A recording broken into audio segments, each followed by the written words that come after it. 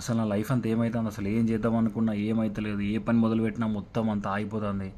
అసలు ఏమన్నా ఎవడో ఏదో ఏదో చేసినట్టు అయిపోతుంది మొత్తం.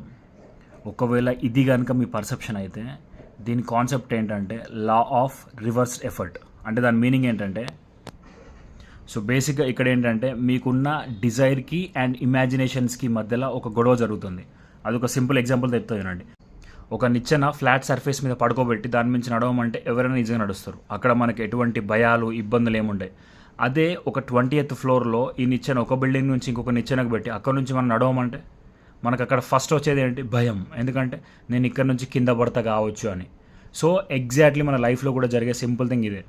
మనకున్న డిజైర్స్ అంటే లైక్ మనం ఏదైతే కోరికలు మనకి ఇది కావాలనుకుంటాం చూసారో, అప్పుడు ఏంటంటే మన కాన్షియస్ మైండ్ అనేది దానికి నెగిటివ్గా ఇస్తుంది ఇంప్రెషన్. ఓకే, ఇప్పుడు ఇది చేయకపోతే, ఇప్పుడు ఇది కాకపోతే ఏమవుతుంది, ఒకవేళ ఇది కాదు కదా, ఇది నా వల్ల కాదు కదా, ఇట్లాంటి నెగిటివ్ ఇంప్రెషన్స్ మొత్తం మనకి ఇవ్వడం వల్ల ఏంటంటే మనం ఏదైతే కావాలి అని మన లైఫ్లో అనుకుంటామో ఎగ్జాక్ట్లీ దానికి ఆపోజిటే జరుగుతుంది. ఇది చాలామంది లైఫ్లో ఎక్స్పీరియన్స్ అయి ఉంటారు.